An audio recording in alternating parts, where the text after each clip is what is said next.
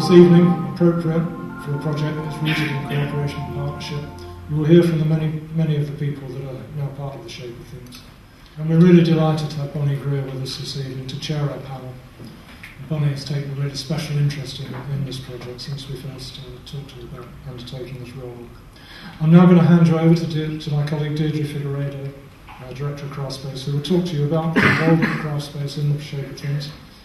Craftspace has always been determined to support the Shape of Things initiative for many reasons, really, but not least of all because of the opportunity that it presents for a fresh stimulus and the potential to challenge the status quo.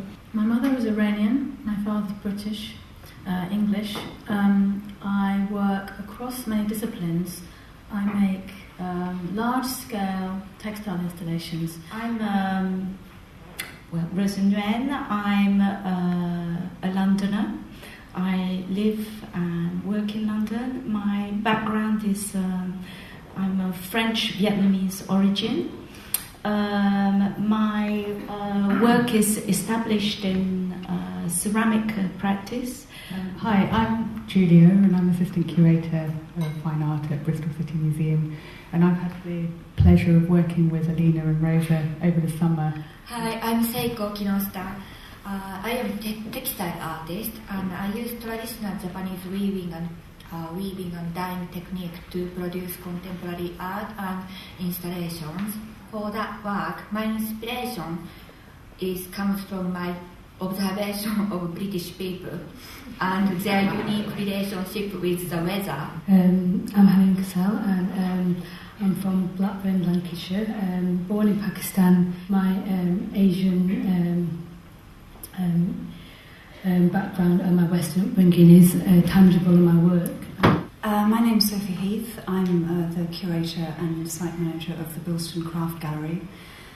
Bilston Craft Gallery is the dedicated contemporary craft venue of Wolverhampton Arts and Museums. It's located in the historic area of Bilston, which has a very proud industrial heritage, especially in areas of metalworking and enamels. I'm Tanvi. Hello. I make jewellery using predominantly reclaimed textiles and porcelain.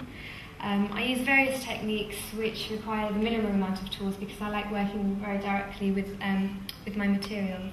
Hi, I'm Taslim Martin, and my background, my mother is from the West Indies, St Lucia, and my father's Nigerian. And I was born and brought up in the UK. My work has been influenced by all of the different elements to my background.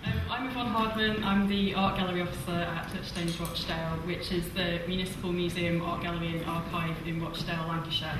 And we're really proud to be the most northerly venue so far for the Shape of Things.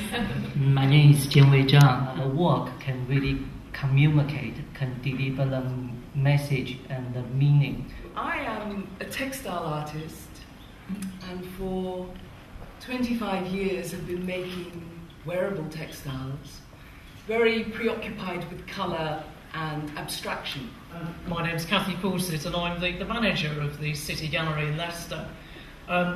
City Gallery is Leicester's main contemporary art and craft gallery, and it's been our mission for 21 years in the very diverse city of Leicester to be presenting the dynamic and innovative contemporary art and craft of our time.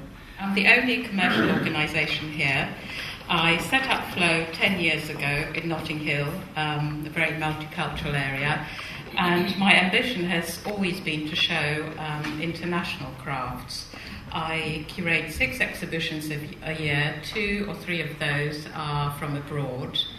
And my background also informs the selection of the artists I show at Flow Gallery. I'm absolutely delighted to be able to hand over the chairing of this next session to the very distinguished Bonnie Greer. She is a playwright, a critic, a writer, a fantastic commentator, and she's also the Deputy Chairman of the Trustees of the British Museum. Today, I made a small film for the museum because we're trying to raise money to build a new space so that we can show some of the objects that we've got underneath the museum that nobody else can see. And I was down in the basement with a couple of young conservators and had a chance to look at a vase that was Roman. a couple of thousand years old. It was in 1 million pieces. And what struck me immediately being there, that this island is very small. But this island has always moved very, very quickly. I don't use the word migration, I use the word incoming. And the incoming in this island has been rapid. It is rapid. This is a revolutionary place. Is the current audience and market so homogeneous that it influences how we perceive what art is produced and how crafts fit within our culture and society? I think this project, which creates the space to create new work, to look at tradition, but also at innovation, at invention, in that kind of cultural context, is very apposite, not very much talked about, and very important. I think for me there is always a tension between honouring or celebrating something and commodifying it and reselling it, basically. So I'm always very sensitive to, as a person of colour, seeing a piece of work and just wondering what is the motivation, what is the basis on which this piece of work is being appreciated. And Yvonne is the only commercial gallery here. How would you respond to this question? We have different audiences. We have students, we have people who just come and have a look at what's happening at Flow, as well as collectors. And I must say, the audience, the student audience, the people who are just coming to have a look at Flow, it is very varied. It does come from different cultural backgrounds. What is the role of the curator as mediator, interpreter, well, not necessarily interpreter, but as interpreter and intermediary between artists and an audience? Kathy Foster. I think the mediating process, which was so well described by Maggie as a process of negotiation, it is very much one about creative dialogue, and I think there's creativity on both sides there to contribute. Is there something that one makes that has no label on it at all? And does that label become part of the negotiation with the world, or is that label inherent in the creator themselves? This program is supposed to be about really addressing intercultural identities. The universal power of the work that I make is very personal. Yes, it comes from, have very specific cultural influence in it, but I hope that its universal power will kind of transcend that sort of whole notion of labelling and being pigeonholed and categorised. I'm sure everybody here would like to be judged on their work, that it would be placed here and people would respond to it on the basis of what it is. But the reality is that we live in a culture that finds it very, very difficult to take things on face value. The reason I know this project because another artist introduced a puzzle information to me, and she said, Janeway probably is very good for you, and probably you are the one suitable for this project. But deeply down, I know probably she doesn't want to be labeled. But when I start to do the application, I just thinking about, am I being used or I just using it? Yeah.